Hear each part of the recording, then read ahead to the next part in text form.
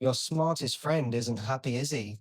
No, that's not a coincidence. You know that person who always has the perfect comeback, who can solve everyone else's problems in 5 minutes, who remembers every random fact you've ever mentioned. Yeah, they're probably lying awake at 3 a.m. overthinking a conversation from 2019.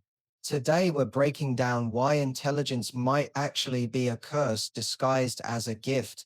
And spoiler alert, being smart doesn't make you wise, it just makes you really good at finding new ways to torture yourself. Think about your most intelligent friend for a second. When was the last time you saw them genuinely relaxed, not performing intelligence, not solving problems, just existing peacefully? I'll wait. Here's what's happening in their brain. While you're enjoying your morning coffee, they're running 17 different scenarios about how their day could go wrong. They're not just living life, they're analyzing it in real time, and analysis kills joy faster than anything else. Psychologists call this rumination. Basically, when your brain gets stuck on repeat, playing the same worries over and over. Smart people are particularly good at this because they can come up with more creative ways for things to go sideways. But here's where it gets really interesting. Intelligence often comes with something called existential awareness.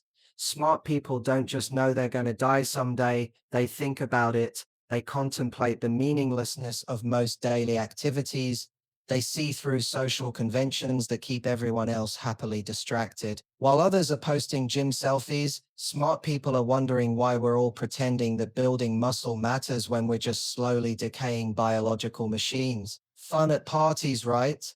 There's this psychological concept called ignorance is bliss, and it's not just a saying. Research shows that people with higher IQs are more likely to suffer from anxiety and depression. They see problems that others don't even notice. They connect dots that maybe shouldn't be connected. You know what's wild? Smart people often feel like they're living in a different world from everyone else. They're sitting at dinner listening to people complain about traffic while they're thinking about climate change, wealth inequality, and the inevitable heat death of the universe. No wonder they seem disconnected. And then there's the expectation trap. When you're labeled as the smart one, everyone expects you to have your life figured out. Your family asks for advice. Your friends dump their problems on you. Society tells you that intelligence equals success, but intelligence doesn't come with an instruction manual for happiness. Here's something nobody talks about. Smart people are often perfectionists, and perfectionism is just anxiety wearing a fancy outfit. They can see exactly how things should be done, which means they can also see exactly how they're failing to do them perfectly. It's exhausting. Take dating, for example. While most people go on a date and think this is nice, smart people are analyzing body language, conversation patterns, long-term compatibility, and the statistical probability of relationship success. They're not on a date, they're conducting a psychological study, and surprise, that doesn't lead to romance. But here's the real kicker. Smart people often struggle with something called analysis paralysis. They can see so many possible outcomes, so many potential consequences, that they end up doing nothing at all. They're like chess masters trying to live life, always thinking 15 moves ahead, but forgetting to actually make a move. And let's talk about social situations. Smart people often feel like they're acting in a play they didn't audition for. Small talk feels pointless, social rituals seem arbitrary, and most conversations feel like they're happening in slow motion. They're not being snobbish, they're just operating on a different frequency. There's this thing called imposter syndrome that hits smart people particularly hard. Despite their abilities, they feel like they're fooling everyone, and someone's going to figure out they don't actually know anything. The smarter they are, the more they realize how much they don't know, which is paradoxically terrifying. Here's what really gets me. Smart people are often told they're overthinking, but what if they're just thinking the right amount and everyone else is underthinking? What if seeing problems clearly isn't the issue? It's that nobody wants to hear about those problems. And then there's the loneliness factor. When your mind works differently, it's hard to find people who get you. Smart people often feel like they're speaking a different language, even when using the same word. They make references that go over people's heads, have thoughts that seem weird to others, and develop interests that most people find boring.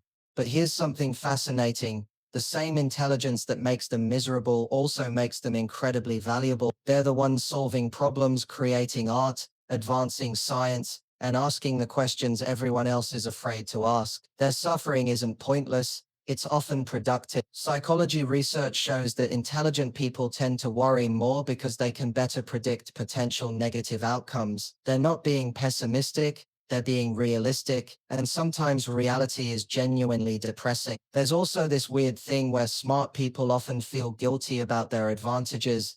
They know they won the genetic lottery in some ways, so they feel like they don't have the right to complain. But intelligence without emotional skills is like having a sports car without brakes, powerful but dangerous.